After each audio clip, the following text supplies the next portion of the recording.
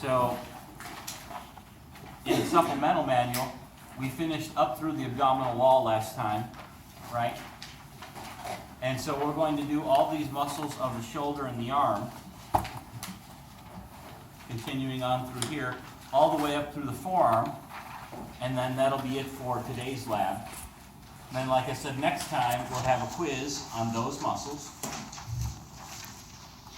And after the quiz, we will wrap up the thigh, the pelvis, and the lower leg. Okay? All right. So, let's have a look. I'm on page 139. I'm going to do it with the Krieger. So, first we have our chest wall right here. The outside of the chest wall, of course, is the pectoralis major. And then when you pull off the pectoralis major, what you see underneath it is the pectoralis minor. As I mentioned today in lecture, don't be fooled. The pectoralis major and pectoralis minor, their names sound similar, but their functions are quite a bit different. Because the pectoralis major works on the shoulder, and the pectoralis minor works on the scapula. So the pectoralis major, you remember the classic exercise we talked about?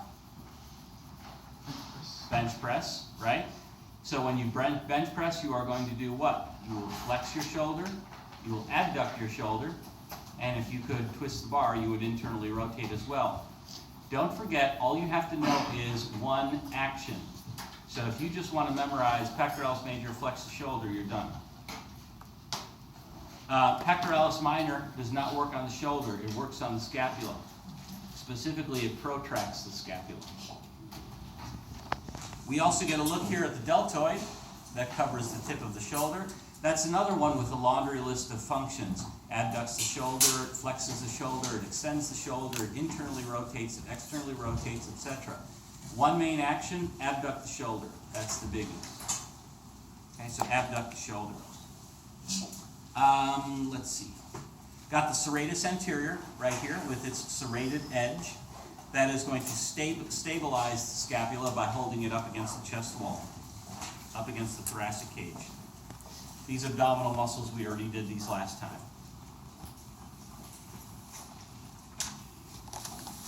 So I'm going to go to the posterior view, which is on page 147.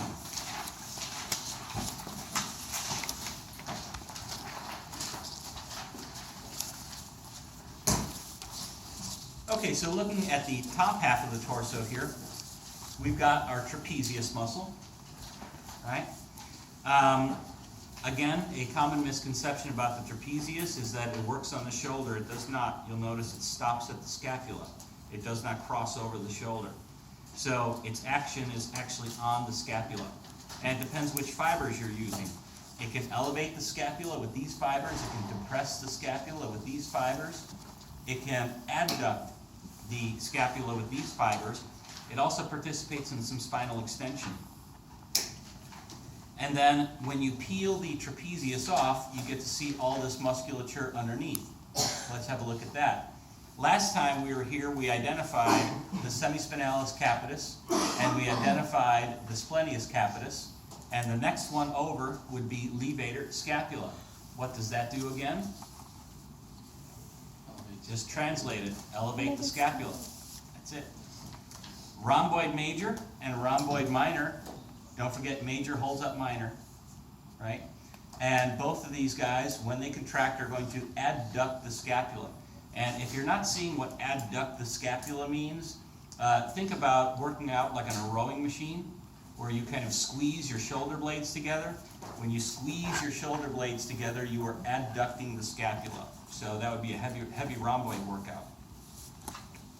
Okay? Then, into the muscles of the shoulder. You may want to start off at the spine of the scapula, because we have a fossa up on top of the spine and a fossa underneath the spine. You remember this was the supraspinous fossa and this was the infraspinous fossa? So the muscles that correspond would be the supraspinatus and the infraspinatus. These are part of the rotator cuff, as is the teres minor. Teres major is not part of the rotator cuff. but it plays a close role. The last rotator cuff muscle is around the other side. You can't see it in this from this vantage point, but that's the subscapularis.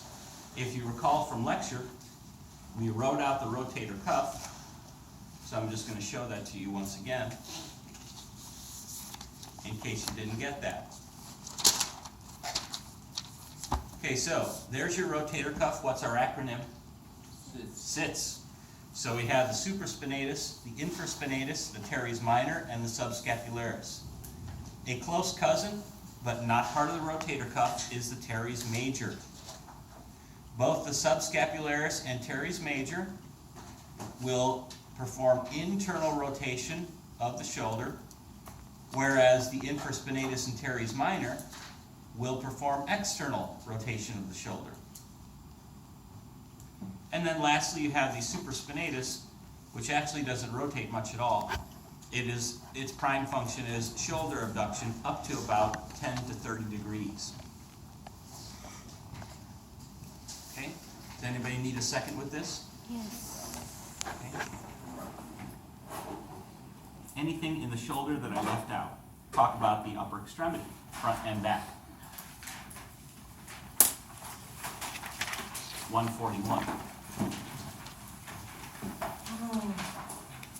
Okay, so let's start off at the top half here. We've got the biceps brachii on the front. We've got the triceps brachii on the back. You remember, of course, biceps means 2 heads. Triceps, of course, is 3 heads. Biceps brachii has the shorter head that goes up to the coracoid process. The longer head, it doesn't look long. It looks like, hey, the short head looks long and the long head looks short. But the long head, its tendon actually continues up underneath this connective tissue to wrap around like that. So if you dissected it out, it is actually longer. So long head and short head of the biceps brachii. Then your 3 heads of the triceps brachii. Pardon me. You've got the triceps brachii long head. You've got the triceps brachii lateral head, and it's not well seen here. Right about here would be the medial head. You can see it from this vantage point, but remember, when I show you a picture, I will always show it to you where you can see the bulk of the muscle, right? I'm not going to try and do a sneaky thing where I want you to identify triceps muscles from the front. It would only be from the back. Okay. We've got some other muscles in the brachium that we need to be aware of, like this guy, coracobrachialis. So that's going from the coracoid down to the brachium. And this is flexion and adduction of the shoulder. I caught a little error, which I didn't see in the previous class. Coracobrachialis. Krieger's got this wrong.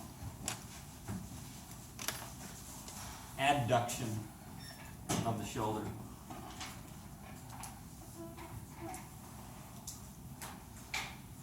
Okay, working our way down into the forearm.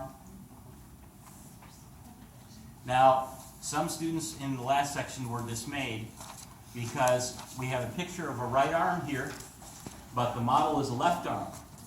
Like, I'm getting mixed up here. Well, you've got to have a 3-dimensional appreciation. So, especially when you get to the muscles of the forearm, because these are tough.